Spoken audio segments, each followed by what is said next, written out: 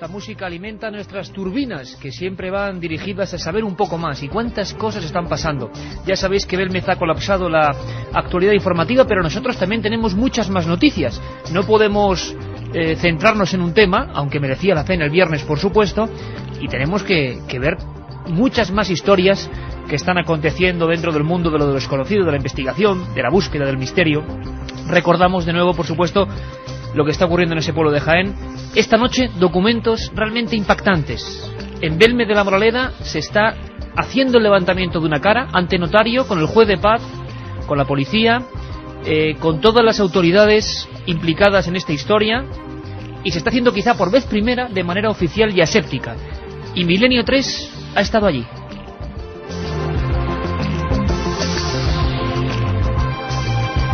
Veré muchísimas más cosas, porque hay algunas familias en este país, en estos momentos, en estas horas, que lo están pasando mal. En algunos lugares de España se oye hablar de un término que parecía un poco oculto en los últimos tiempos. Un término que sé que gusta a nuestra audiencia, pero que también aterra, cómo no, sobre todo si se han vivido estas experiencias. Duende burlón, duende ruidoso, poltergeist.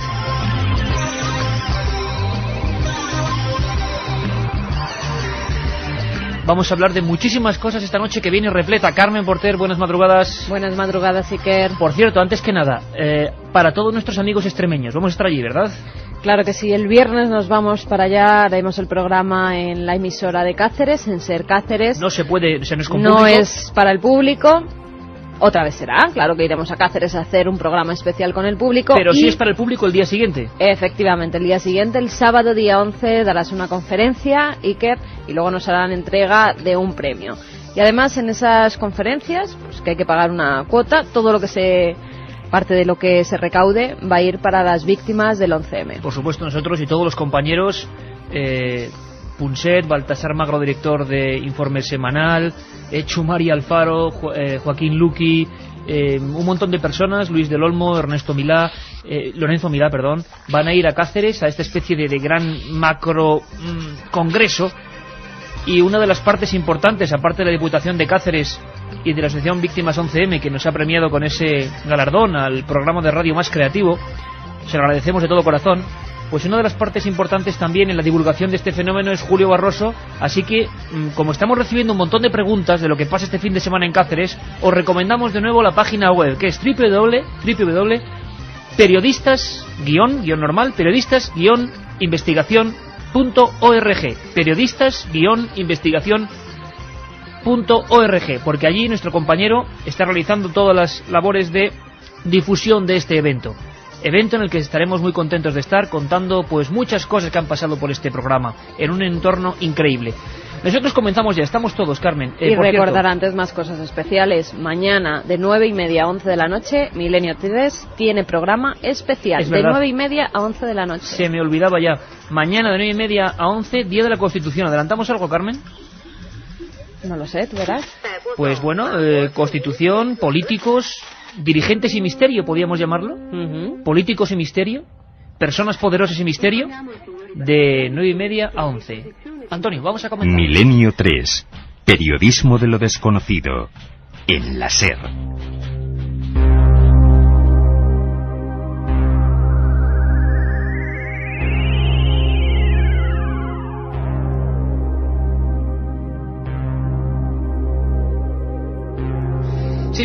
grados en el exterior de la Gran Vía, en nuestra casa, en el estudio 1, y como siempre estamos contentísimos de tener esta vía de comunicación con todos vosotros. Vamos a intentar ir rápido para que tengáis toda la información.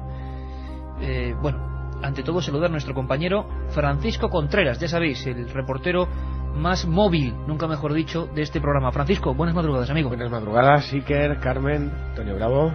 Buenas madrugadas a todos los oyentes. Oye, con un poquito de resfriado quizá en Belmez. Fíjate qué curioso. El Camino de Santiago no me he resfriado y cuando uno vuelve a casa se resfría. Y el frío lo he cogido en Belmez de la Moraleda. ¿Será por la impresión?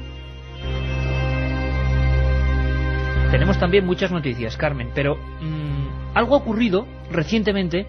Vamos muy por encima. Ahondaremos en este asunto en próximos programas porque están compañeros en Arcos de la Frontera.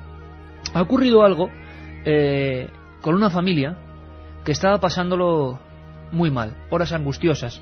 Nos recordaba esos casos de los que el propio Francisco Contreras ha hablado muchas veces en el libro que precisamente hoy sorteamos para todos vosotros. 3 ejemplares de Casas Encantadas, Crónica de un siglo de misterio, el Archivo del Misterio de Editorial Edad. Casas Encantadas, un libro impresionante para mí, lo mejor que se ha publicado en torno a este fenómeno de los poltergeist, del autor que hoy tenemos aquí, el compañero Francisco Contreras. 7640 y vuestras preguntas, lo que queráis. A ver qué os parece lo que os vamos a contar ahora a las 3:12. Y que para que lleguen esos mensajes tienen que poner la palabra clave milenio. 7640, palabra clave milenio, espacio y lo que vosotros queráis. Y vamos con el caso poltergeist que ha ocurrido en Arcos de la Frontera, en Cádiz. Al parecer en la familia de Josefa Tejada, así es como se llama la dueña de la casa. Ellos notan la presencia de espíritus. Dicen que son 2 niños. Uno es un niño de unos 9 años de edad y una niña. La hija de Josefa fue la primera en ver al presunto fantasma. Dice que tendría pues esa edad, alrededor de los 8 o 9 años. Era de cabello rubio, estaba sentado junto a su madre sobre la cama. El marido al principio no creyó lo que contaban sus hijos y su mujer, pero comprobó cómo su hija era agredida por uno de estos entes. Se habla de puñetazos, ¿no? Sí, se habla de pellizcos, de puñetazos, de golpes en la cabeza e incluso de empujones que han hecho, aparte de la familia, rodar por las escaleras. Bueno, sería un punto concreto informativo de lo que está sucediendo. No queremos ahondar más, Carmen, porque tendremos información concreta con nuestros compañeros. Raúl Ruiz Verdejo, Guillermo León y José Manuel García Bautista han estado en diferentes ocasiones sondeando el fenómeno. Van a estar allí, Raúl ha estado allí, tendremos documentos concretos, pero veníamos a hacer hincapié en que los casos no suelen venir separados, sino que, curiosamente, cuando ocurre algo dentro del misterio, suelen venir casos muy parecidos, similares. Ocurre con todo, ¿eh? Cuando se habla de ovnis, quizá por la difusión en los medios, de repente se empiezan a hablar en otros puntos informativos. También con el asunto de las casas encantadas. Siempre lo decimos, no hay fenómeno más inquietante que el de las supuestas casas donde pasan cosas raras, porque está ocurriendo en nuestro propio hogar, cerca de nosotros, no en el exterior. Vamos a intentar penetrar en una historia fascinante. Ocurre en Málaga.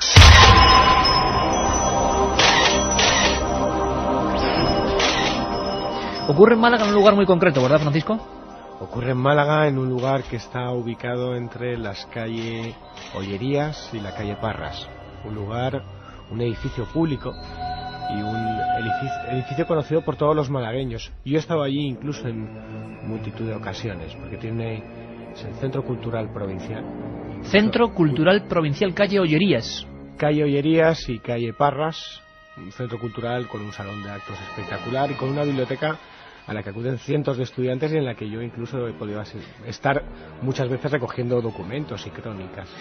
Quizá habría que apuntar, antes de empezar a escuchar testimonios, porque es el último caso que está pasando en España junto con el de Arcos de la Frontera, habría que apuntar, Francisco, sobre el pasado de este lugar. Siempre nos encontramos, y quizás es lo que tú primero miras, cuando en un sitio están pasando cosas, acudes a la radiografía histórica del sitio, ¿no? Hay 2 lugares en Málaga con leyenda truculenta y lóbrega, ¿no? Uno es el centro cívico, del cual ya hablaremos, donde supuestamente los vigilantes ven una especie de figura con hábitos de monje eclesiástico, pero ya hablaremos de ese caso más adelante. Y otro era este centro cultural, actual Centro Cultural Provincial. Antiguamente este lugar era la antigua Casa de Expósitos. Casa de Expósitos, ¿podrías explicarnos un poco? Para que la gente se ubique, para que la gente lo sepa, en el siglo XVII el gremio de carpinteros de Málaga decide crear una asociación para recoger a niños huérfanos. En el siglo XVII, posteriormente en el siglo XVIII se ubica esa asociación de huérfanos, vamos a llamarlo así, en este lugar, y está regentado por monjas. ¿Qué es lo que hay? No solamente las eclesiásticas, sino que ahí se albergan niños recién nacidos, sobre todo, cuyos padres no quieren tenerlos, y bueno, recién nacidos de relaciones políticamente incorrectas. Es un lugar, o su subsuelo es un lugar tétrico, por 2 razones. El primero, porque hay nichos de monjas, es un cementerio y hay monjas enterradas, pero también hay esos niños recién nacidos, infantes, adolescentes, enterrados. Es un lugar que ya de por sí alberga un trágico pasado.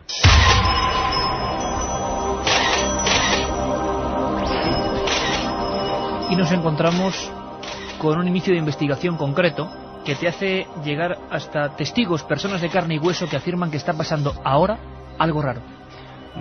La semana pasada viajaba a Málaga para empezar la segunda temporada en el Hoy por Hoy Ser Málaga en su desconexión provincial junto a Esther Luque, y retomaba las investigaciones que había dejado después del Camino de Santiago. Entre esas investigaciones estaba intentar sondear la realidad de los fenómenos extraños que ocurrían en el Centro Cultural Provincial. Bueno, la sorpresa ha sido sobrecogedora porque hay un hermetismo en torno a todo lo que ocurre de forma insólita en el inmueble. Es un edificio oficial, parece que nadie quiere hablar, pero sí hay una realidad que no podemos constatar. Figuras luminosas que deambulan por los pasillos, objetos que caen como tirados por manos invisibles, sonidos, ruidos de pasos, extrañas voces, fenómenos inexplicables a la luz de la ciencia oficial, de los que son testigos los trabajadores, desde empleados, funcionarios hasta vigilantes, y encontramos quizás al primer testigo que de forma oficial reconoce que ha vivido lo imposible. Él era el antiguo responsable del Salón de Actos del Centro Cultural Provincial, se llama Diego Océano, y me contaba qué es lo que había vivido. Estaba al cargo del Salón de Actos de allí de Cultura, ¿no?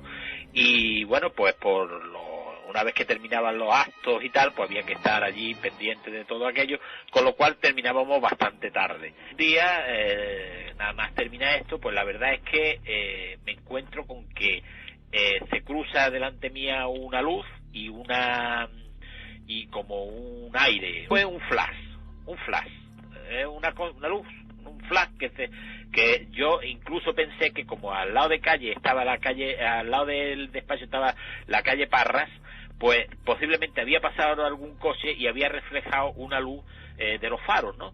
Y en ese momento. Pero bueno, a mí aquello me resultó como desagradable. De hecho, te tengo que decir que yo no me tengo por cobarde, pero la verdad es que salí bastante rapidito de allí, ¿eh? La otra realidad. Milenio 3, en la cadena SER.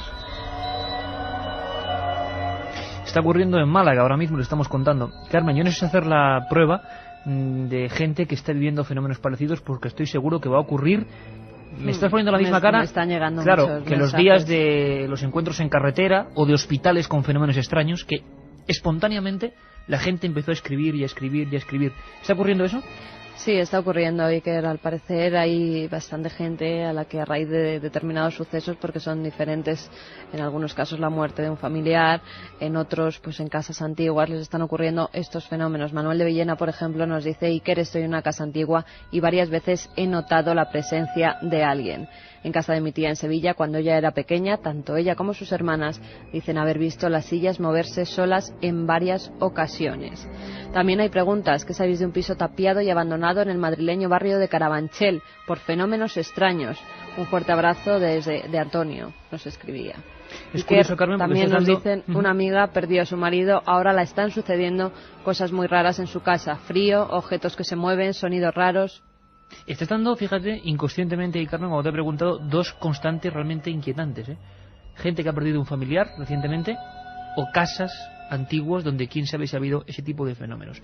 Prosigue la investigación, Francisco, y te das cuenta de que hay incluso otros guardas de seguridad y personas que afirmaban lo mismo, incluso con fenómenos más espectaculares, físicos. Claro, seguimos intentando constatar que no es una leyenda urbana, como con las damas blancas, ¿no? Como la famosa portuguesa de la que hablas, de la que hablamos aquella noche.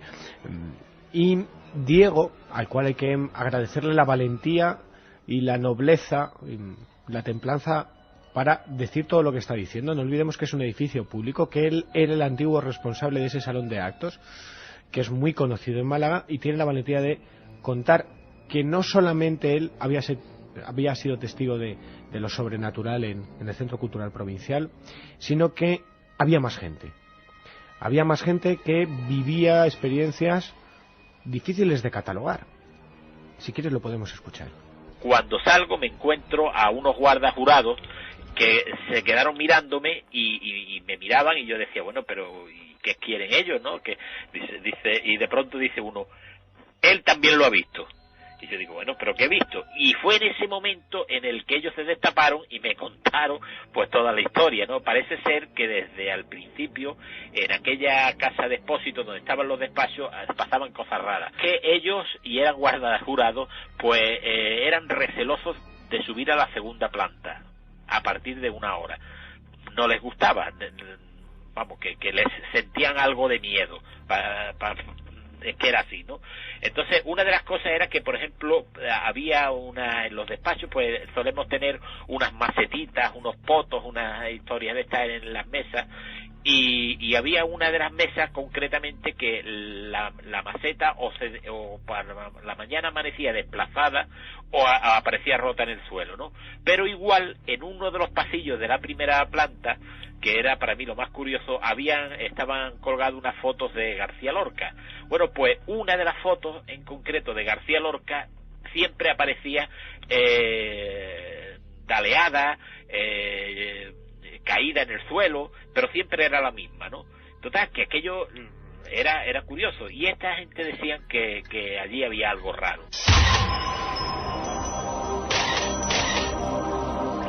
Es curioso porque de una manera similar hemos conocido cómo empezaban otros fenómenos célebres como el de la Diputación de Granada, un lugar público, y dentro algunos enseres se cambian de lugar, incluso una foto que especialmente parece que el fenómeno que fuese tenía predilección por ella, ¿no? Incluso acuérdate, Iker, como Pilar Perry recordaba a través de estos mismos micrófonos en Milenio 3 cómo durante la noche del 86, conjunto a Juan Burgos del Grupo Omega, veían esas luces deambular por el interior del inmueble y también creían que era producto de las luces de coches exteriores, cuando era imposible. Misma descripción. Francisco, seguirá la investigación, por lo tanto, en torno a este fenómeno que es actual, ahora mismo está pasando. Bueno, los fenómenos vienen recogiéndose desde que se edificó el edificio. Lo que pasa es que hay un manto de silencio total. Ahora mismo estamos con más testimonios y con más documentos, pero hay que ir despacio porque el problema que hay es que estamos rompiendo el cerco y hay que romperlo con el máximo respeto, como lo hacemos normalmente, y trabajando poco a poco, sin herir la sensibilidad de los estamentos oficiales, por supuesto, y si pudiéramos investigar ahí, que es lo que queremos, pasar una noche ahí para intentar constatar lo imposible, hacerlo. Y lo contaremos. Está ocurriendo, y ahí estaban los documentos que he traído fresquísimos hace tan solo unas horas, Francisco Contreras. De nuevo, lugares oficiales y rumores de fenómenos, y siempre la misma constante: un viejo cementerio o un lugar con acontecimientos luctuosos, en este caso expósitos, niños que nadie quería y que eran obligados a ser recluidos en ese recinto concreto, en el siglo XVII, lo contaba Francisco Contreras. Un viaje en busca del misterio. Milenio 3, en la SER. La otra realidad. Milenio 3, en la cadena SER. Y tenemos noticias de todo tipo, porque no solo de poltergeist vive el misterio, ni mucho menos. El misterio también es histórico, es arqueología pura y dura. Y precisamente esta semana, como hablábamos, todo viene junto, todo viene en rebaños de información. Han ocurrido historias que nos suenan. Por ejemplo, un arqueólogo asegura hace unos días haber descubierto la gruta bautismal. Ya hubo una información parecida que no se contrastó hace unos meses, de Juan el Bautista. Y esa información sigue, Iker, porque ha vuelto a surgir la noticia, porque se ha publicado en Estados Unidos un libro titulado La gruta de Juan el Bautista. En esa obra, el arqueólogo británico Simon Gibson asegura que ha descubierto en las montañas al noroeste de Jerusalén una gruta en la que, según él, San Juan el Bautista administraba el bautismo a sus discípulos. Gibson ha afirmado que este descubrimiento constituye la primera prueba arqueológica de la realidad histórica de los relatos evangélicos. Otros arqueólogos opinan que las conclusiones son apresuradas, ya que el descubrimiento de un lugar de culto muy antiguo vinculado a Juan el Bautista no prueba su presencia física en dicho lugar.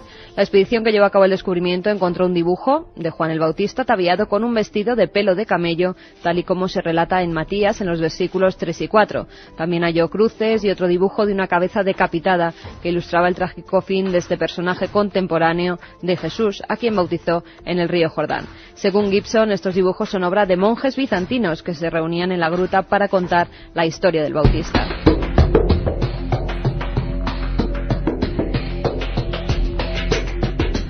La gruta tiene 24 metros de largo, 4 de ancho y 4,5 de altura. 18 escaleras talladas en la roca conducen a una gran pila rectangular. El arqueólogo también ha afirmado que, a diferencia de los ritos de inmersión practicados en la religión judía, que son individuales y pretenden la purificación del cuerpo, los que practicaban los discípulos de Juan el Bautista eran colectivos y aspiraban a la purificación de los corazones. Esta gruta Iker ha sido restaurada y será abierta al público a principios del año que viene. Y además, fenómenos inquietantes que tienen que ver con esa época de Jesús. Nos parece muy interesante hilar una noticia y otra. Atender, amigos de Milenio 3, porque esto es muy curioso. Descubren una moneda con la imagen de Jesús de Nazaret. Una moneda con la imagen de Jesús ha sido hallada en la ciudad de Tiberíades, junto al mar de Galilea, durante unas excavaciones arqueológicas, según ha informado el profesor Izar Ishfiel, de la Universidad Hebrea de Jerusalén. Se trata de una moneda acuñada en el siglo X en Estambul, con motivo del primer milenio, y que al parecer llegó a Tiberíades en manos de un peregrino cristiano. Esta es la primera moneda con la imagen de Jesús que se encuentra en Tierra Santa, y en la otra cara tiene grabados en lengua griega Jesucristo Basileo Basilei, lo que quiere decir Jesús Mesías, Rey de Reyes. El hallazgo, según los expertos, indica que Tiberíades, donde Jesús predicó y obró varios milagros, como el caminar sobre el agua o la multiplicación de los panes y los peces, era un centro de peregrinaje cristiano. Noticias de todo tipo, noticias inquietantes del mundo de la arqueología. Y ahora vamos a cambiar de tercio completamente, Antonio, porque nos volvemos a marchar al mundo de la investigación. Antes, desde luego, vamos a volver a saber qué piensa 7640, nuestro público, vosotros, los que siempre hacéis este programa con nosotros, con vuestros testimonios, porque está llegando una increíble cantidad de personas que están sufriendo fenómenos, como nos contaba Francisco Contreras, que están pasando en Málaga. Siempre ocurre, el fenómeno sin duda que más cercano siente la gente, cuando algo ocurre en su propia casa, muy cerquita de él, a centímetros, no a kilómetros, como ocurre con otros misterios. ¿Qué está pasando, Carmen? Muchos vigilantes que nos están escribiendo. Por ejemplo, César de Salamanca ha hecho guardias terroríficas en lo que era la comandancia militar de Écija, hoy el Museo Arqueológico. Vigilancia de seguridad, nos dice un guardia que está de vigilancia en oficinas de banca, que está de ronda, que tiene que tener valor porque lleva los pelos de punta. Es Fran de Barcelona. Oye, se me está ocurriendo ahora mismo hacer un día un programa, ¿qué os parece?, en conjunción con todos los amigos vigilantes que tenemos, en conexión con ellos. Bueno, podríamos traer a los vigilantes del Auditorio Nacional de Música, a los vigilantes del Museo Reina Sofía, a algunos vigilantes que vivieron experiencias presuntamente fantasmales en el Palacio de Linares, al margen de... Oye, me lo estoy apuntando aquí ahora mismo, Fran. En Alicante. Vigilantes, porque me contaron unas historias también, vigilantes de seguridad, tremendas. Incluso te podría decir algún vigilante, lo que pasa es que esto sería bastante difícil de conseguir, del Escorial. Del Escorial, la famosa historia de fenómenos extraños en el Escorial. Por eso nos preguntaban también. Pero como los vigilantes son una parte fundamental de nuestra audiencia, y además le mandamos un abrazo grandísimo porque sabemos de lo esforzado de su labor, sería interesante un día concentrar sus testimonios, ¿os imagináis? Porque sería una radiografía interesantísima, porque además ellos son participativos a tope. Y sobre todo por una circunstancia que a lo mejor nunca pensamos. Seguramente mucha gente o muchos oyentes estarán preguntando, ¿y por qué siempre los vigilantes? ¿Y por qué siempre por la noche? Y la respuesta es clara, porque ellos hacen las rondas absolutamente solos en el edificio. Y pueden ser conscientes de fenómenos que por el día y con todo lleno de gente no. Exacto. Solos o con perro, porque algún perro ha salido huyendo también. de un sitio donde han ocurrido cosas extrañas. Mi hermano vive en una casa antigua y asegura sentir la presencia de una señora mayor extraña que han visto él y varios compañeros. En casa de un amigo murió su hermana y ahora, al pasar por su antigua habitación, la sensación es de que alguien te observa, te acompaña. Fran, tú que has escrito Casas Encantadas, que es el libro que sorteamos, 7640, 3 ejemplares. Carmen lo decía antes y me ha sorprendido porque eran dos bifurcaciones. Decía, los mensajes van en dos sentidos: muertes próximas o muertes traumáticas de alguien de la familia o de alguien conocido, y lugares muy antiguos. ¿Se repite esa historia en los casos que tú has investigado? En el libro os pongo las dos teorías y las dos diferencias que hay entre el poltergeist y la casa encantada. Por excelencia, el poltergeist es breve en el tiempo, va asociado a un adolescente. La casa encantada se extiende a lo largo del tiempo. Hay una gran variedad de testigos y hay un denominador común. Así como en el poltergeist es el adolescente, en la casa encantada es un hecho dramático, un hecho luctuoso. Es como si los cimientos de esa casa quedasen empapados como una esponja de agua. Qué curioso.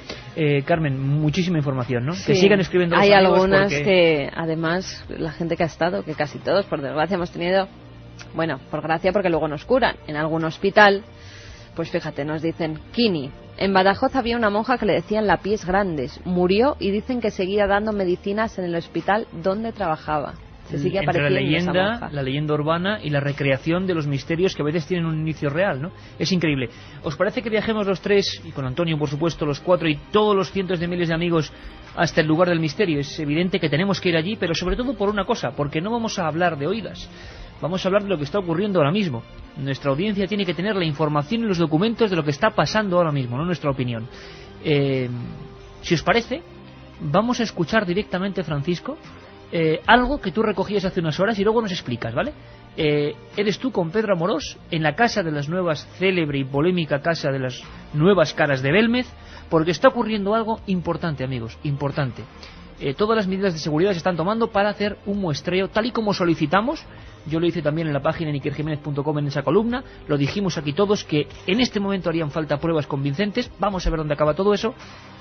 Ocurría hace tan solo unas horas, prácticamente, y Francisco Contreras y el micrófono de la SER de Milenio 3 estaba allí para vosotros. Lo escuchamos.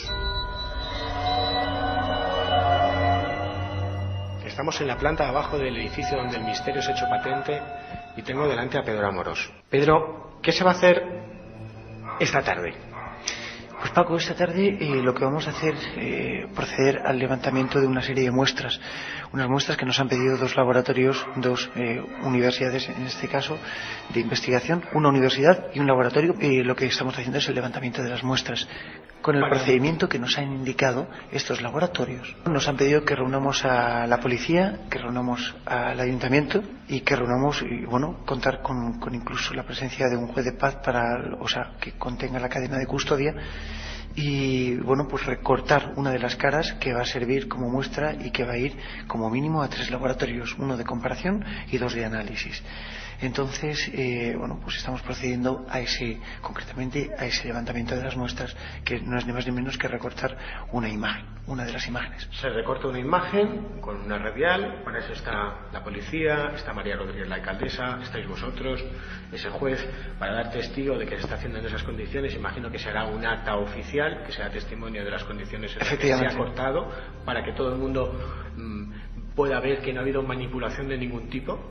Y eso se cierra, se guarda herméticamente para trasladarse a ese laboratorio. Con un sello del ayuntamiento especial, que son unos alambres que llevan unos plomos, un lacre y todas esas cosas que tiene ahí el oficial de guardia pues preparado, donde bueno, pues se va a precintar y bueno, pues directamente lo custodiará el juez de paz y se enviará directamente a estos laboratorios que nos están indicando los analistas. La otra realidad. Milenio 3 en la cadena SER. Cuando son las 3:35 de esta madrugada de domingo, Milenio 3 puede afirmar que se están haciendo las cosas como creo que debían haberse hecho desde un principio, y interesantísimo. El juez de paz de Belmez de la Moraleda, don Juan Fuentes, ha dado su fe notarial, digámoslo así, del levantamiento con corte radial de una de las caras de esta nueva casa. Estaban presentes los oficiales de guardia del juzgado de paz, la policía de Belmez, la alcaldesa. Se ha levantado acta del tema, y me confesaba también Pedro Amorós, para darme estas últimas anotaciones, que en ningún momento ningún investigador ni miembro de la SEIP ha tocado esa cara. Es decir, ha sido un procedimiento externo completamente, que bueno, que creo que puede dar por lo menos alguna luz, ¿no, Francisco? Hombre, yo no imagino que dará alguna luz. Desde luego, haciéndose las cosas como se tienen que hacer y como las está haciendo Pedro Amorós, lo que darán son los resultados de qué hay en ese cemento, ¿no? Si hay pintura se sabrá, y si hay cualquier tipo de manufacturación se sabrá. Lo cierto es que la obligación era contar qué está pasando, y es lo que hemos hecho. En algunos foros y en algunas televisiones y en algunos sitios, no, desgraciadamente en Milenio 3, donde estaba invitada la parte escéptica de esta historia y no quisieron acudir. Tuvimos que hacer un programa con gente absolutamente prestigiosa como Joaquín Abenza, ingeniero y técnico especialista en hormigón. En programas más locales sí que han acudido. Sí, pero no al nuestro, donde estaban invitados a nivel nacional, se puede decir con cerca de, muchos cientos de miles de oyentes y un momento importante para avalar las tesis que el domingo, hace 7 días, Javier Cabanilles, el periodista del Mundo, estaba aquí atacando el fenómeno. Le dejamos hablar, por supuesto, pero nos extrañó que el viernes no acudiera. Para mí es todo un síntoma, no sé para vosotros. Tampoco Paco Máñez, que dijo cómo se podían hacer y que se montó una gran polémica con su método. Creo que él no lo hizo con aspecto ofensivo, pero sí dijo que esas caras se podían hacer con agua y aceite. Y bueno, era el momento también de defender esa hipótesis. Aquí estaban Pedro Amorós, aquí estaba la alcaldesa de Belmez, aquí estaba Joaquín Abenza, aquí estaban sobre todo los documentos del notario. Hay gente por aquí que dice, el notario, ¿qué pesa? No, el notario habló, el notario comentó los documentos y incluso Germán de Argumosa leyó también textos de la operación Tridente de la época, de cómo se intentó confundir a la opinión pública. Es curioso porque nosotros no pudimos contar con esa otra parte, simplemente expusimos la necesidad, creemos, de que haya nuevas pruebas, y se puede decir que ahora se están haciendo esas nuevas pruebas. Lo curioso también, y hay que decirlo, Francisco, yo no sé qué opinará la gente, 7640 también, por supuesto, abierto para esta... Estamos sondeando siempre. Es curioso, Carlos, porque cómo varió la opinión de la gente, que estaba muy dividida cuando salió el primer reportaje del Mundo, a, por ejemplo, el viernes, ¿no? La gente se tomó, creo que como una ofensa para ellos como oyentes, que la parte que ha montado de todo este follón no acuda a Milenio 3 cuando habían confirmado que venían. Y hay gente, y nos mandan mensajes, que entiende mal lo que nosotros, el equipo de Milenio 3, dijo. Otra cosa es lo que digan nuestros invitados, y todas las opiniones son respetables. Alguien que le gustaría que comentáramos que el otro día dijimos que la parapsicología es una ciencia y que le gustaría que rectificáramos o demos argumentos. Bueno, sí, la gente tiene sobre todo la actitud, perdóname, Francisco, la actitud de que cuando habla un invitado de Milenio, habla Milenio. No, Milenio 3 es un equipo de radio y vienen invitados. Eso lo dijo don Joaquín Abenza, ingeniero técnico. Y es más, le cortamos diciendo que para mí no era una ciencia como la física. En 1969, la Asociación para el Avance de las Ciencias en Nueva York, gracias a los estudios del biólogo Joseph Rhine de la Universidad de Kew en Durham, gracias a el método matemático, en este caso que es la estadística, dictaminó que podía ser una disciplina universitaria, una disciplina científica en Estados Unidos. Sí, pero lo que que dijo España y hoy por hoy no lo es. Aquí no hay una titulación. Aquí no hay ninguna. Sí, pero no hay ninguna. Yo un día haría un programa sobre el misterio de a veces que oye la audiencia, pero con todo el respeto, que me parece que es curioso a veces porque se interpretan las cosas de una manera que yo luego me sorprendo. Fue Joaquín Abenza el que dijo que era una ciencia, y es más, personalmente yo recuerdo que yo le dije, hombre, Joaquín, como la física y la química no, y él decía que sí, yo decía que no. Es decir, no hagamos partícipe a un programa, nuestro programa, que en eso tiene las cosas muy claras. Para nosotros la parapsicología en España hoy en día no es ciencia, y es más, hablamos de cosas que tienen muy poco de científico. Desgraciado o afortunadamente, no lo sé. Lo cierto es que en Belmez se están haciendo estas pruebas, se están haciendo estas operaciones, pero también el pueblo habla. Eso sí, Francisco, hay una cosa muy intrigante. Se ha recortado esa cara, se han puesto lacres, se ha puesto el juez de paz, el oficial de guardia, todo perfecto, los 3 laboratorios, pero si esa superficie, acabas de traernos fotos frescas, hay 2 caras bastante impresionantes, pero claro, si se fregó con agua y aceite, el agua y aceite va a salir. Está claro. ¿Y qué hacemos entonces? No lo sé. ¿Quiere decir que las caras son agua y aceite? Yo no lo sé, desde luego.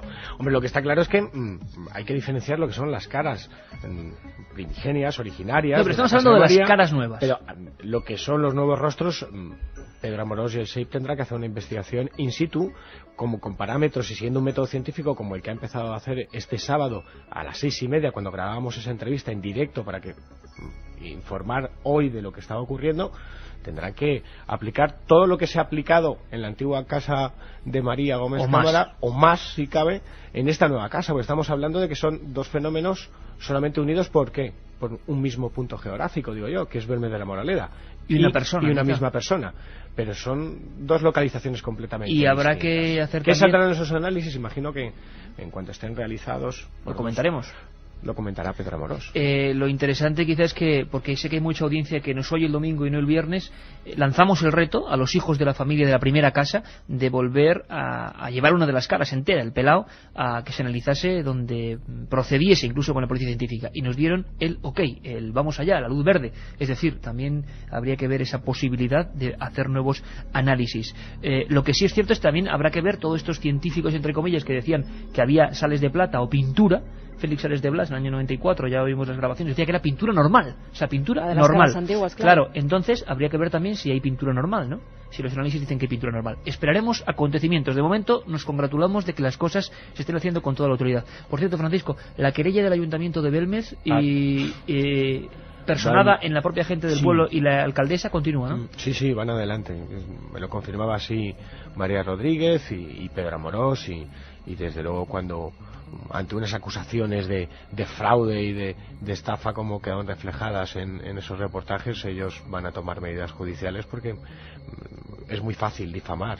Además ya de una manera escandalosa. Imagino que se tendrán, o los fraudes imagino que se tendrán que comprobar, ¿no? Y atentan contra sus personas, contra el consistorio de Belmez, contra el ayuntamiento de Belmez, y ellos han decidido tomar medidas judiciales y está ya en manos de los abogados. Los amigos de Milenio 3 yo creo que tendrán ganas de saber qué piensa Carmen a estas horas, o sea, hoy mismo el pueblo que sigue habiendo un poco de sociología del milagro y que se sigue concentrando delante de la vieja casa número 5. Allí estaba Francisco con el micrófono y hemos seleccionado tan solo 4 cortes, que podían ser muchos más, pero 4 cortes que expresan diferentes edades, diferentes sexos, diferentes procedencias.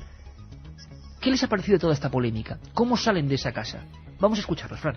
No estoy de acuerdo en nada de lo que se habla, porque son gente que no tienen ni idea y están opinando y metiéndose en cosas que no saben. Y la verdad es que me avergüenza esa gente, porque opinan sin saber y sin conocer. Pues realmente son ciertas. Yo la he visto y la he visto en la tele y son igual que salen en la tele. Sí, acabo de salir de la casa y la verdad es que impresionadísimo. ¿Sí? Sinceramente que sí. ¿Tú crees que es un fraude? Se puede hablar mucho de los temas porque todo aquello que no es tangible, que no es palpable y gente que no viene aquí se ha empeñado en desacreditar el tema, indudablemente que lo más fácil es decir que sí, que es fraude, pero bueno, hay que venir aquí, hay que ver, hay que tocar y hay que sentir y entonces tomar una determinación sobre si es o no fraude. Porque en realidad nadie sabe lo que es. Nadie tiene pruebas suficientes como para demostrar que es mentira, vamos. ¿Tú crees que se está haciendo negocio? Ninguno. A la vista está, vamos, cualquiera que venga aquí lo puede ver y comprobar que negocio no hay ninguno. La otra realidad. Milenio 3 en la cadena SER.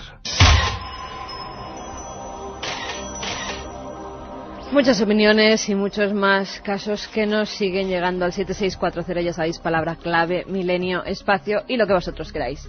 Yo soy vigilante de un centro de menores a pie de Montserrat. De vez en cuando se ven y sienten cosas. Mis padres compraron una casa y tenía un fantasma que yo percibí y mi padre vio, nos dice Raúl desde Burgos. Yo vivía en una casa donde pasaba de todo y acabó quemándose entera. La casa. Sí, en mi casa creo que hay una presencia. Mis gatos la ven e incluso han jugado con ella, nos dice Miguel. Los animales siempre protagonistas en estas historias, ¿no, Francisco? Los niños pequeños y animales siempre presentes. No sé si da tiempo, pero estoy hablando con bueno, no te puedo contar muchas cosas. El caso es el siguiente. Un niño que tiene un amigo invisible. Curiosamente, ese amigo invisible coincide el nombre con una historia truculenta. Su madre traduce una serie de documentos judiciales. Ella traduce del ruso al castellano esos documentos. El asesino de una familia, en este caso, uno de los asesinados se llama Sergio y es el mismo nombre, la misma persona supuestamente, presuntamente, que el amigo invisible de este niño. Algo terrible. Yo creo que ahora has dejado a la audiencia un poco cao. Ya nos darás más datos, Francisco, no, porque suena de película realmente, o sea, pero con toda la seriedad puede ser un caso. Sí, es espectacular. Haremos un día un programa sobre esa, en mi eterna cantinera, ya lo sé, sobre el tema de los niños invisibles, los amigos invisibles de los niños. Patri de A Coruña nos dice que bien que se vayan a hacer esas pruebas en Belmez. Yo creo en la realidad del fenómeno. Que los críticos no hablen dice mucho. Nos van a muchos besos desde A Coruña. Pues también muchos besos para ella. Yo he sido vigilante 9 años en el antiguo Hospital Noble y allí me ha pasado experiencias sobrenaturales. Hoy pertenece al Ayuntamiento de Málaga. Iker, perdona, pero ni somos guardas ni somos guardajurados, sino que vigilantes de seguridad. Vigilantes de seguridad, tenéis toda la razón. Manuel de Villena. Iker, murió un primo mío al que quería mucho y en varias ocasiones en el coche por la carretera noto que va en el asiento trasero. En un supermercado de Lucena las cámaras grabaron un fantasma, lo afirmaron los de seguridad, nos dice Magnolia desde Córdoba. En mi casa había un plato decorativo que siempre se daba la vuelta, se encaraba a la pared él solito. Perdí hace años a mis padres en fechas distintas. Tanto yo como mi hermana hemos tenido varias experiencias y yo noto su presencia y ayuda siempre, nos dice Ana. Iker, soy voluntario de la Cruz Roja en Granada y en el edificio pasan cosas extrañas. Antes era un hospital de leprosos. Yo los he visto. Caso célebre, ¿verdad? Sí, en el Conservatorio de Granada. Caso célebre. En el Hospital San Juan, San Agustín, en Linares. Y seguramente hay algún vigilante que nos está escuchando en el antiguo Hospital La Cigüeña, lo que es la Consellería de Bienestar Social ahora mismo en Valencia, con la famosa Dama de Blanco. Lo que es increíble, y ahora Bueno, seguimos... no digas mucho porque como esté de guardia alguien allí, sea nuevo y esté escuchando esto... Carmen, seguimos recopilando, por favor, porque nos interesa mucho 7640, porque siempre ocurre lo mismo. Con determinados fenómenos, cuando uno da rienda suelta a que puedan expresarse, la gente siente algunos hasta una angustia. Yo quiero recordar que la gente, cuando envía un mensaje a Milenio 3, envía también su teléfono, que muchas veces luego nosotros entramos en contacto con ellos. Es decir, que hay una necesidad también de contar algunos fenómenos, y hay noches en que la espita salta con algunos temas que son muy cercanos. Vamos a hacer un pequeño receso, vamos a reconfortarnos un poco y seguimos, compañeros. Nacho Ares, el director de la revista de Arqueología, quería estar presente esta noche, Carmen, para hablarnos, ¿sabes de qué? Sacrificios humanos.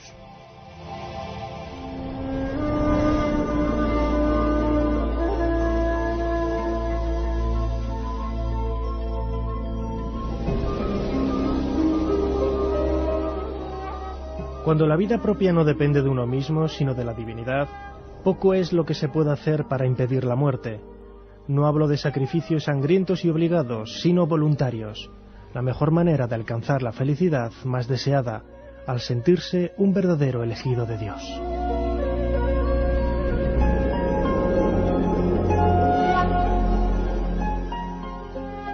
Aunque hoy nos parezca contradictorio, una de las formas que existía en la antigüedad de proteger la vida era, curiosamente, morir por ella.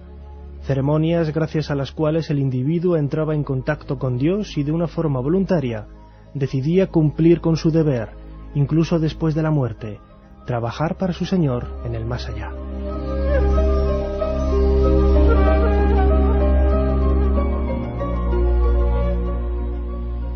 El arqueólogo inglés Charles Leonard Bulley ha pasado a la historia de la arqueología por descubrir las tumbas reales de Ur en la década de 1920 en el actual Irak. Precisamente en la temporada de 1928-1929, Bulley se topó con cientos de tumbas del 2500 a.C.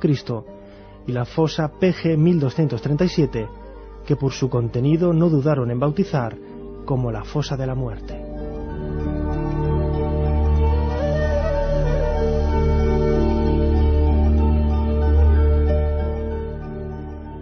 En esta lúgubre fosa, Bulley descubrió los restos de 74 esqueletos femeninos, al parecer damas de la corte que se habían enterrado frente a la tumba de un personaje importante, rodeadas de un impresionante tesoro compuesto de instrumentos musicales de oro y plata o estatuillas de divinidades, a lo que había que sumar una misteriosa copa junto a cada uno de los cuerpos.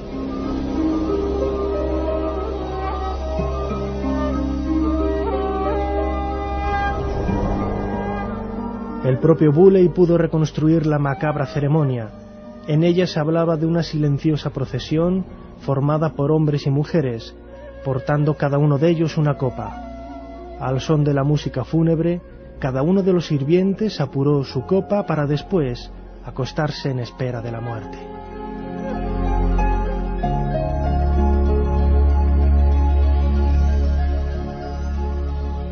Para sorpresa del arqueólogo británico, la fosa de la muerte no era el único ejemplo de sacrificios humanos en las tumbas de Ur.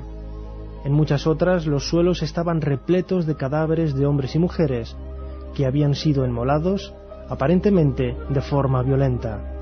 Una extraña manera de continuar con su Señor durante toda la eternidad.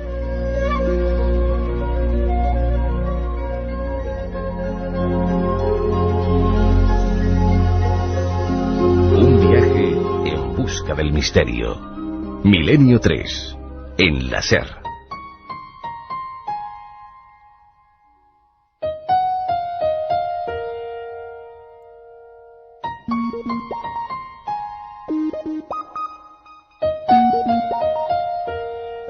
Cuatro menos 9 minutos.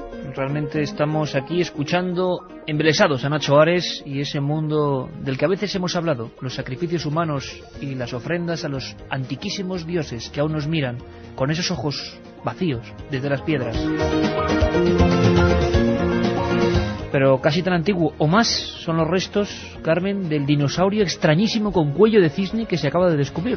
Paleontólogos argentinos anunciaron el pasado jueves el descubrimiento en la Patagonia, en Argentina, de los huesos de un dinosaurio herbívoro con cuello parecido al de los cisnes, que le permitía elevar su cabeza a 9 metros del suelo. El Ligabuesaurus lenzai, según José Bonaparte, que es el director de la expedición, es el ejemplar que hallamos y es el más completo de un saurópodo que se conoce hasta ahora. Todavía tenemos que extraer varios huesos, como el sacro, de 1,2 metros de largo, o la cola, que permanece enterrada en la barranca donde encontramos al animal. Al parecer, el dinosaurio vivió en la Patagonia hace 110 millones de años, podría llegar a medir 18 metros de largo. 18 metros. Y sus patas delanteras eran ligeramente más altas que las traseras. El cuello es el rasgo distintivo de este dinosaurio y, según el experto, el cuello alto seguramente le permitía a este animal alimentarse de árboles que estuvieran a gran altura y además podría cubrir un radio visual mucho más amplio. Otra de las curiosidades anatómicas de este animal son sus huesos, en cuyo interior se encuentran divididos en celdas mucho más grandes que las habituales, lo que podía darles mayor flexibilidad. La verdad es que la ciencia... Mira, Antonio Bravo, que nos manda un alarido que podía ser perfectamente de este dinosaurio, de este Ligabuesaurus lenzai. Menudo nombre. Y también menudo nombre el del jefe de la exposición, José Bonaparte, ni más ni menos.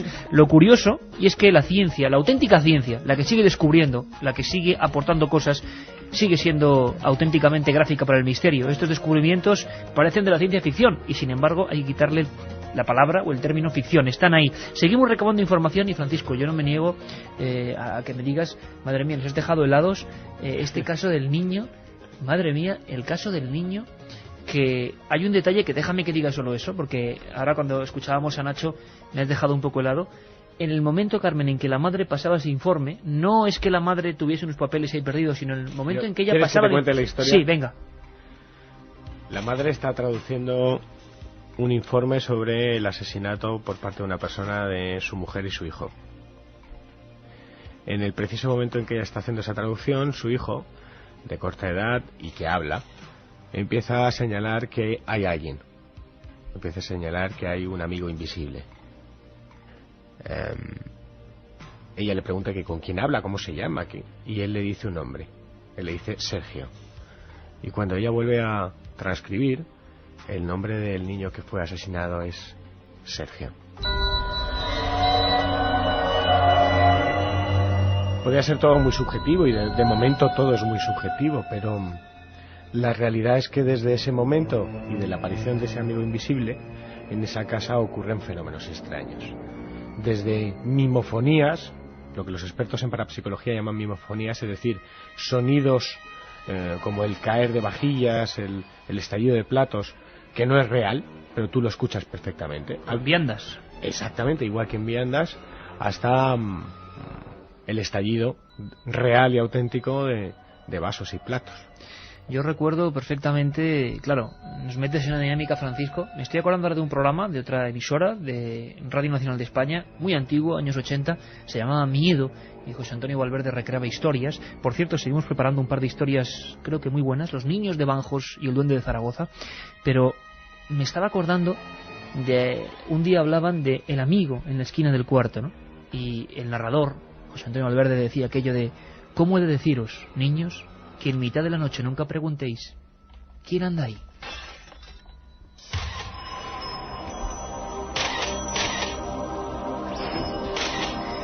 Son historias de otro tiempo, historias auténticamente terroríficas. ¿Dónde se acaba la ficción? ¿Dónde empieza la imaginación? ¿Dónde están los datos? Bueno, espero que Francisco nos cuente más cosas, porque, Francisco, si esa investigación prosigue y hay datos que unan esta historia, madre mía, esto es no de libro, sino de película. Carmen, vamos a ir con un montón de testimonios vivos, de preguntas, de cuestiones de nuestros oyentes. Manuel desde Villena nos dice: siendo joven un día me levanté y encontré a mi tío en la Mortaja, en esa habitación, y hace 20 años existe algo extraño en ella. Hola Iker, soy militar en el cuartel general del aire y en el edificio pasan cosas rarísimas. ¿Sabes algo del antiguo hospital de Guadarrama? Nos dice Paco. Oye, el de tuberculosos. Sí, exacto, eso es una constante total. Es más, Carlos Nicolás, que antes hacía con nosotros el programa y que solía estar habitualmente en las madrugadas. También lo dijo. Sí, también lo dijo, ¿verdad? ¿Es como una especie de leyenda urbana o hay algo de real? Mira, yo en el 90 y en el 91 pude conseguir varios testimonios junto al investigador Santiago Vázquez de personas que habían vivido fenómenos extraños allí. Incluso... De nuevo un sitio de dolor, ¿no? Sí, además el hospital de tuberculosos, si creemos en esa teoría de que los lugares quedan impregnados, entre comillas, de esa energía negativa o de ese dolor, de esa intensidad de dolor, pues el hospital de tuberculosos es terrible. Y yo tengo mis dudas al respecto, ¿eh? Creo que hay mucho de leyenda urbana. Pues seguiremos indagando. Pero bueno. Soy Alex de Cáceres, estoy contando ya las horas que faltan para poder veros por fin el sábado que viene. Nos dice que nos esperan. ¿Dónde es, Iker, el lugar donde se celebra? Vamos a ver, es el Asociación Cultural El Brocense,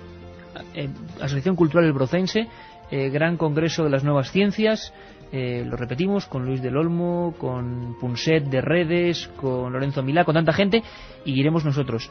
Y esto está en pleno corazón viejo de Cáceres, creo que es un edificio del siglo XIV.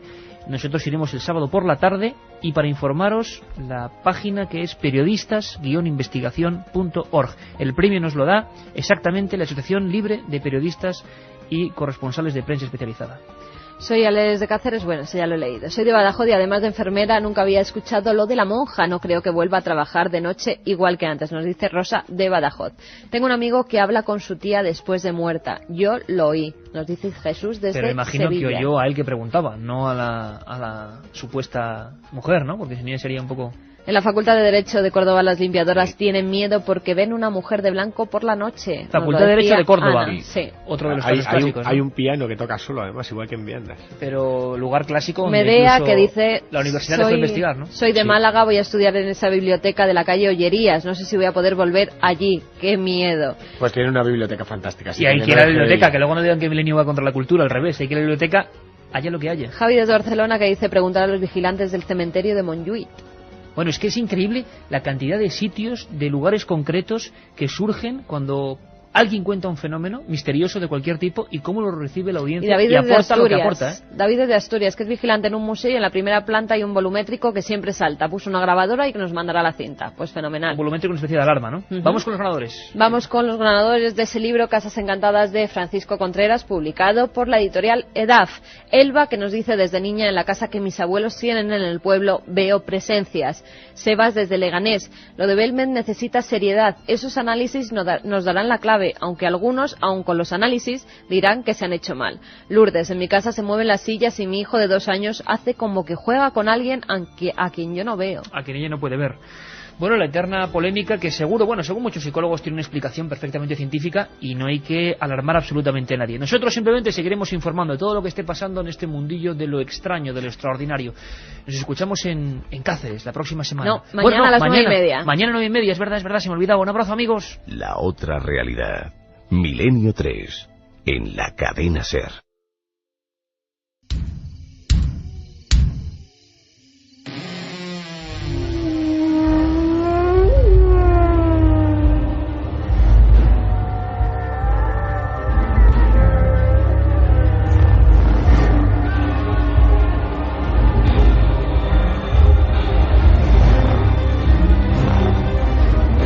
La cadena SER presenta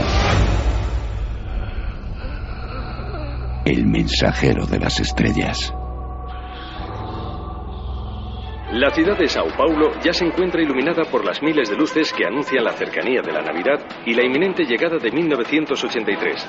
Tras una breve pausa, en nuestro tiempo de sucesos, les informaremos sobre el accidente de tráfico que esta mañana se ha producido en el centro y que ha estado a punto de costarle la vida a un ciudadano de origen español que responde al nombre de Alberto San Martín. El hombre de 65 años y residente en Brasil desde 1956 impactó su coche contra un poste, perdiendo el conocimiento. En estos momentos se encuentra ingresado en el pabellón Pereira Filo, donde se debate entre la vida y la muerte, aquejado de un aneurisma cerebral. En el momento del accidente le acompañaba su mujer, que resultó ilesa. Volvemos en un instante.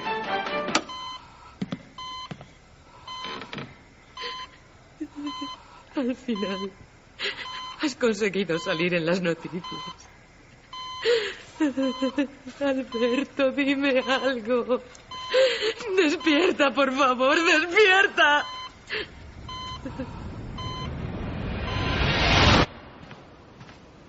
Alberto, es tardísimo. Vamos a dormir, que mañana madrugas. Vete tú, cariño. A mí me está matando esta muela. Lleva todo el día dándome la tabarra en el hospital. Y si me acuesto ahora ni voy a pegar ojo ni te voy a dejar dormir a ti. A lo mejor salgo a dar una vuelta para ver si se me pasa. ¿Con el frío que hace? Si te duele, ¿por qué no te quedas aquí leyendo? Pacita, voy a ver las estrellas tanto si me quedo aquí como si no. Y saliendo al menos me despejaré. Llevo días con la cabeza en otro lado. Veo cosas. ¿Cosas? ¿Qué cosas? No sé, nada supongo. Solo que en ocasiones me vienen imágenes a la mente. Parecen ciudades de otro mundo. Cúpulas, calles imposibles. Oye, ¿a qué viene esa sonrisa? Viene a que me parece que el dolor te está afectando más de lo que pensaba. Sí, anda, mejor sal y toma el aire. Pues eso es lo que yo digo, mujer. Caminaré un rato y me vuelvo enseguida.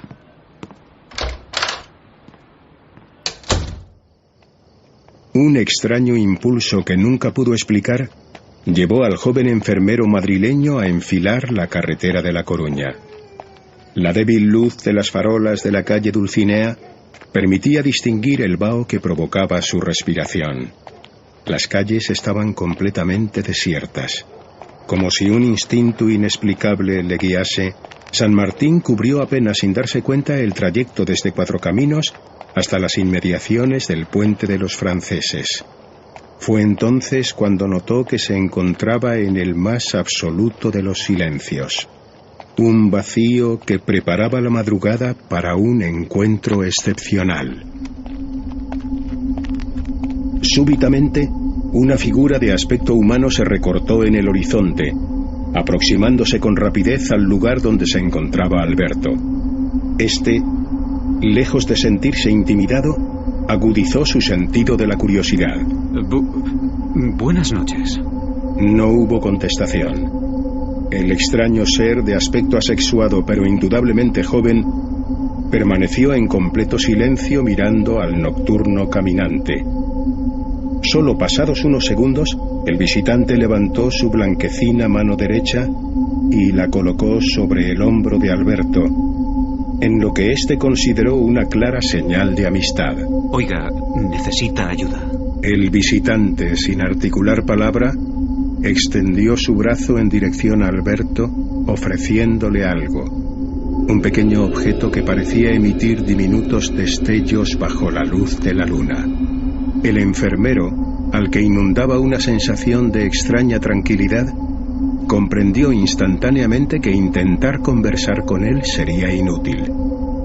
Se limitó a tomar aquel objeto, rozando por un instante la gélida piel de aquel ser de rubios cabellos.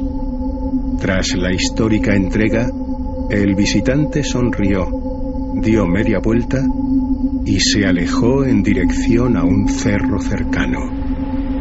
Fue lo último que San Martín recordaría antes de caer desmayado.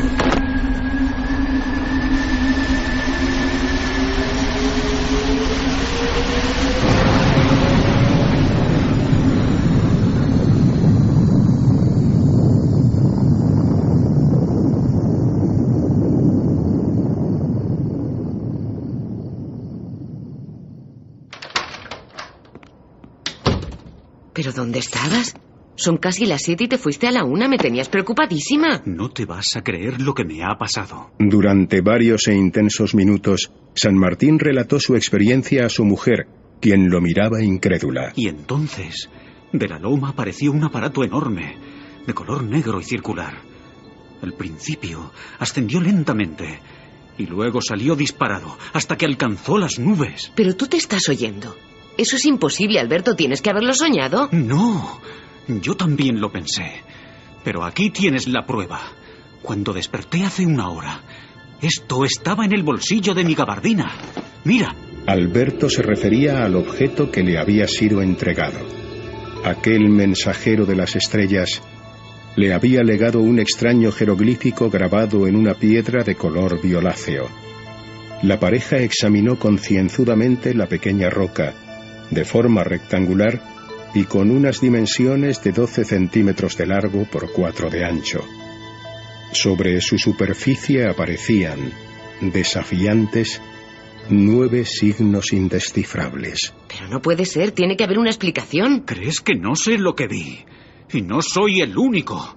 No, señor. Mira, aquí está, en el diario Madrid, a toda página. ¿Lo ves? Desde hace unas semanas, un tal Fernando Sesma está escribiendo artículos sobre ovnis. Él lo sabe. Mira el título. Los platillos volantes vienen de otro mundo. Fíjate. En este otro habla de un americano. Adamski, me parece. A él le ocurrió lo mismo. Alberto, la gente va... Que hablen. Me da igual. Estoy seguro de que todo esto implica algo muy serio. Voy a ir a verlo. Quiero hablar con él. ¿De quién hablas? De Sesma. De Fernando Sesma. Vive aquí en Madrid. Leí que ha formado un grupo. Espera, aquí está. Buru. Sociedad de amigos de los visitantes del espacio. Él es el presidente. Él sabrá qué hacer. No sé. Son gente seria. Alfonso Paso, Buero Vallejo y muchos más se reúnen a menudo en el sótano del Café León. Ellos lo llaman... Reconocido profesor de mineralogía en la Universidad Complutense, el encargado de dejar constancia de su composición. ¿Y de dónde dice que la ha sacado? Bueno, preferiría reservarme el dato, a ser posible. Como quiera, aunque su origen podría ser relevante para el análisis. Verá, la roca parece una especie de carbonato. ¿La ha probado por un casual? Disculpe. No se asombre. Se lo digo porque tiene un sabor salado. ¿Y eso es extraño? Lo es, teniendo en cuenta que la roca no tiene sales en su composición. Tiene partes solubles y otras que no lo son. En cuanto al color, parece causado por algún tipo de sustancia orgánica. Es muy rara la piedra, desde luego. Los símbolos fueron analizados por el epigrafista Joaquín Navascués, por el padre Severino Machado e incluso por el propio Fernando Sesma, quien, entusiasmado, escribió 2 libros sobre el asunto. Ninguno pudo encontrar un significado concreto. Así, con el paso de los meses, algo comenzó a bullir en el interior de Alberto San Martín. Un instinto, un magnetismo que apuntaba a un destino concreto al otro lado del océano. Casi 2 años después de su encuentro con aquel ser, San Martín decidió dejar España e irse a vivir a Brasil. ¿Cómo que te vas? ¿Qué quieres decir? Pues eso, que lo dejo todo. Pacita y yo nos vamos. No debería sorprenderte, ya hemos hablado de esto, amigo Sesma. Agradezco el apoyo de Buru, tu ayuda y el trabajo que te has tomado para escribir los libros sobre la piedra. Pero mi sitio ya no es este. Necesito respuestas. ¿Pero por qué Brasil? Ya lo sabes. Me voy porque, aunque te parezca absurdo, estoy absolutamente convencido de que allí se producen hechos sensacionales relacionados con los platillos volantes y con los extraterrestres. Si estás decidido, solo me queda desearte suerte en la búsqueda. ¿Tienes alguna pista? Sí. ¿Has oído hablar de Percy Fawcett? Fue un explorador que desapareció hace más de 30 años en el Mato Grosso. He leído que en aquella zona podría haber una base subterránea de ovnis. ¿Te imaginas? Estoy deseando llegar. San Martín efectivamente llegó a su destino. Y en noviembre de 1956 emprendió una insólita expedición de 1 mes por el Río Verde junto a 3 amigos.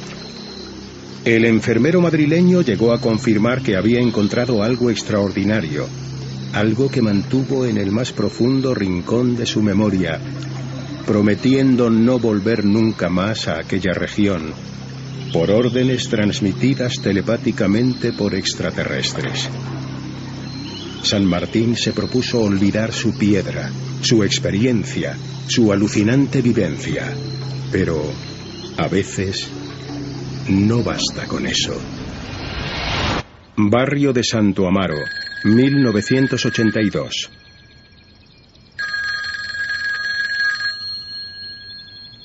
Diga. Buenos días. Quisiera hablar con el señor Alberto San Martín, por favor. Bien, ya lo está haciendo. ¿Con quién hablo? Usted no me conoce. Le llamo para advertirle. ¿Advertirme? ¿Advertirme de qué? No se trata de qué, sino de quién. Su vida corre serio peligro, señor San Martín. Lo que usted posee, el mensaje grabado, es más importante de lo que nunca ha podido llegar a imaginar. La CIA y los servicios de inteligencia están... Oiga, ¿quién es? ¿Qué pretende usted? Pretendo ayudarle. Hacerle ver que nunca debe olvidarse de comprobar quién le sigue o incluso quién le mira. Ellos quieren la piedra, la buscan desde el principio y no se detendrán. Voy a colgar. Mi mujer está en la cocina. No quiero seguir escuchándole. Ella no merece más sobresaltos. No vuelva a llamar nunca. Señor San Martín, tiene que escucharme. Quizá podamos vernos para hablar. No, aquello ocurrió hace años. No voy a consentir ni una burla más.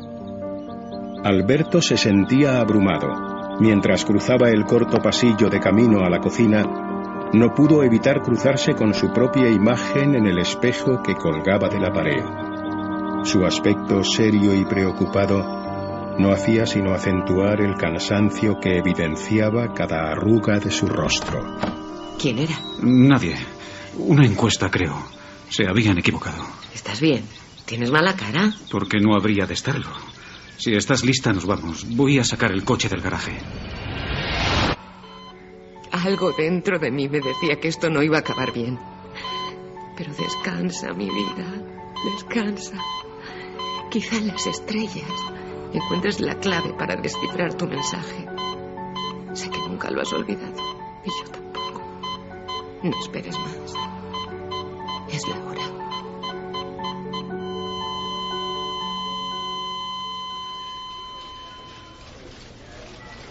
Comisario, le dejo el informe del accidente de esta mañana. Los de atestado se han encontrado con algo bastante sorprendente. Los frenos del coche estaban cortados. ¿Qué demonios está diciendo? Le digo lo que me han dicho. El análisis técnico ha sido concluyente. Parece que este caso nos va a llevar más de lo que habíamos pensado. ¿Quiere que me encargue de abrir el protocolo de la investigación? No, yo me ocupo. Siga con el siguiente informe. Me ocuparé de esto personalmente. Bien, buenos días. Soy yo. Lo saben. ¿Está seguro? De acuerdo. Caso cerrado.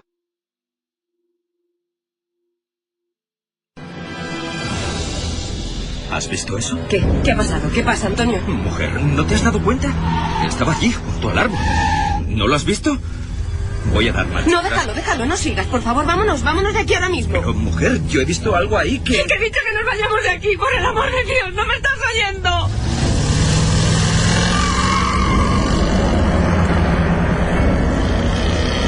Aquel matrimonio, regresando de sus vacaciones, circulaba por la vieja Nacional 5.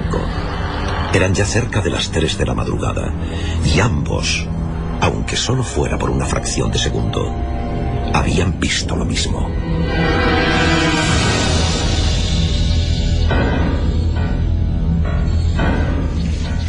Yo te digo que eso son fantasías. ¿Cómo demonio va a haber una mujer ahí a esas horas bajo la tormenta? Tú lo que pasa es que te habías pasado con el champán. Que no, que ya sabes que no bebo, Ruiz. No me vengas con tonterías. Estaba allí y yo la vi. Estaba mirándonos fijamente, muy cerca del arcén. Mi mujer desde entonces tiene pesadillas. Esa noche se puso muy nerviosa porque la vio como yo.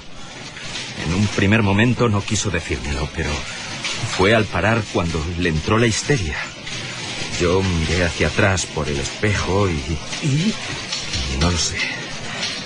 Había algo. Era como un traje blanco moviéndose. Un traje roído, como de mendiga, lleno de manchas. Creo que era una mujer con el pelo mojado. Dios. Lo que no puedo olvidar es la cara alargada, huesuda, acercándose entre la oscuridad. Es algo que no se me va de la mente. No se me va. Caramba, Antonio, no te pongas así. La verdad, yo bromeaba, pero te juro que no quería... Estaba bajo el árbol. y juraría que lo que acunaba era un niño. La vi como en un flash, en el momento de dar las largas. Estaba allí, Ruiz, te doy mi palabra que estaba allí y que quería decirnos algo. Pero seamos lógicos. Quizá fuese una vagabunda, alguien perdido en mitad de la lluvia. Tampoco es demasiado extraño. Es que había algo más. Algo que no estoy seguro de si es imaginación mía, porque ni siquiera se lo he querido preguntar a mi mujer. Pero vi algo que le caía por las piernas. Algo que me dio la impresión que era sangre. Como si aquella mujer perdida acabara de ser acuchillada o asesinada allí mismo. Durante varias noches Antonio Beltrán no pudo conciliar el sueño. Más de una vez estuvo tentado de coger el coche y acercarse de nuevo a aquel lugar en mitad de la madrugada. Pero al final algo, quizá el instinto, le hacía desistir. A pesar de ese miedo, su curiosidad iba creciendo, al mismo tiempo que el silencio de su esposa se hacía cada vez más profundo y distante. ¿Qué te ocurre, mujer? Te veo muy desmejorada. Nada, tómate el café. Son esos sueños que no me dejan en paz. ¿Sueños? ¿Y qué es lo que sueñas, querida? Tú también lo haces. Me he despertado varias noches y te he visto hablando solo. Es como si los dos estuviésemos soñando lo mismo desde aquella noche. Por favor, basta ya de seguir con esa historia. Lo que vimos fue un simple reflejo. Mira, he leído en un libro que los científicos tienen una explicación para estos efectos. La lluvia, los faros del coche y el asfalto producen una especie de... Lo que tú digas. Me vuelvo a la cama. La necesidad de saber quién era aquella extraña mujer y qué hacía allí crecía cada vez más en el interior de Antonio Beltrán. Al mismo tiempo era consciente de que casi todas las noches algo se cruzaba en sus sueños, una y otra vez, con gran definición. Era sangre, viscosa sangre humana, chorreando en un reguero carretera abajo, hasta humedecer la tapia blanca. No te negaré, querido amigo, que más de uno de los soldados han visto lo mismo que tú. ¿Pero exactamente en el mismo sitio? Junto a la vieja tapia, bajo el árbol, allí mismo. El despacho del sargento Arias era austero y viejo. Desde la ventana podía verse la carretera y el punto exacto del que estaban hablando. La amistad forjada desde hacía más de 30 años y los rumores que circulaban por una ciudad como Badajoz habían llevado a Antonio hasta allí. ¿Y es verdad lo que cuentan del soldado aquel que una noche... Tan cierto como este informe. Ahí lo tienes. Pero, por favor, que esto quede entre nosotros. Ya ves que aquí callar una historia es difícil. Te aseguro que me expedientarían si cuentas esto a alguien o se entera algún superior. Todo el mundo guarda silencio sobre la portuguesa. Pero en estas hojas aparecen más testigos. ¡Santo cielo! Toda esta gente la ha visto desde que aquel chico... Por cierto, has dicho la portuguesa. Aquí se cuenta una historia muy antigua, quizá de los años 40, de una mendiga que fue atropellada justo ahí. No se encontró el cuerpo ni al culpable. Pero parece que una mujer embarazada no fue socorrida y quedó allí desangrándose con el bebé en las entrañas durante toda la noche. Una noche de tormenta. Eso dicen, una noche de perros. Y desde entonces, toda esa gente que aparece en estos informes ha venido a la base a denunciarnos lo mismo, la misma aparición. Bueno, sobra decirte que todo esto se guarda en ese mismo cajón y de aquí ya no sale. ¿Y esta foto? Dios, ¿esto qué es? Para Antonio fue un gran impacto encontrarse con aquella imagen de una cabeza destrozada, como si fuese una sandía reventada contra el asfalto. La fotografía en blanco y negro, adjunta al grueso expediente, mostraba además el cañón de un fusil que se asomaba como una sombra. José Mateo Cano, 20 años, suicidio. Un tiro en la boca en esa garita que ves ahí. pegada a la carretera y al árbol. El rincón de la Portuguesa, para hablar claro. Sus compañeros nos confesaron que andaba muy nervioso siempre cuando le tocaba hacer guardia allí. A alguno le había hablado de un sonido como una risa que poco a poco se hacía más audible y que salía desde los arbustos del otro lado de la carretera. Al parecer, una de esas noches, llegó a ver la figura de la mujer, con el traje manchado y como flotando, una mujer mayor con una sonrisa, algo que iba avanzando en su dirección. Así hasta que se descerrajó un tiro en la boca. Ahí lo ves perfectamente. Y lo grave es que no ha sido él. Desde el mismo momento en que se construyó esta instalación militar, ha habido gente que la ha visto. Una noche de hace un par de años, 3 soldados abrieron fuego contra una figura que avanzaba en la oscuridad. Y justo antes de aparecerse, también habían escuchado un misterioso sonido, como un llanto.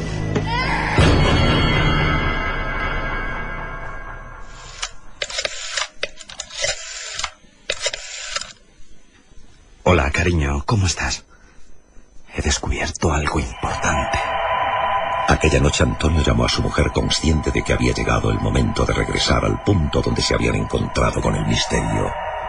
Ella, llorando, se negó e insistió en que no lo hiciera, como si tuviera un terrible presentimiento. Pero la determinación de aquel hombre ya era total. Pasadas las 2 de la madrugada, decidió dejar de recorrer la carretera en un sentido y otro. Puso el vehículo en una especie de camino vecinal, casi a la sombra de un árbol. Apagó los faros y el motor, y en mitad de la negrura echó los seguros de las puertas. No era capaz de poner pie a tierra. Y ahora se pone a llover.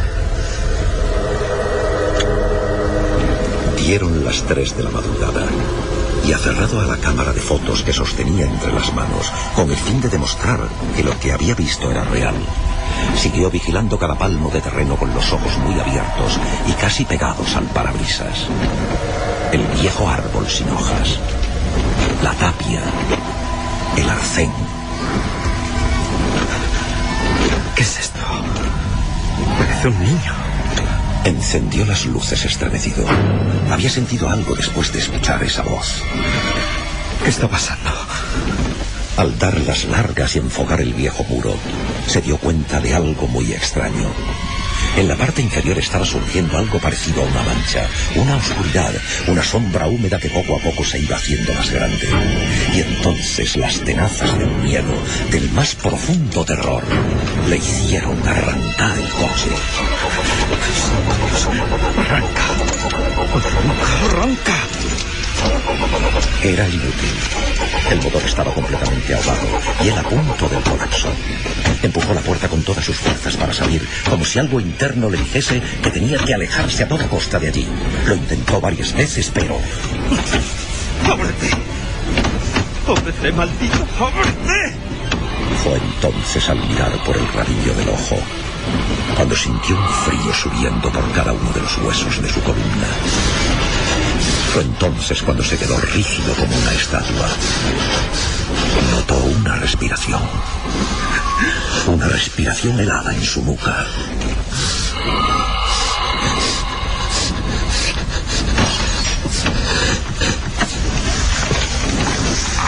¡Socorro! ¡Ayuda! ¡Socorro!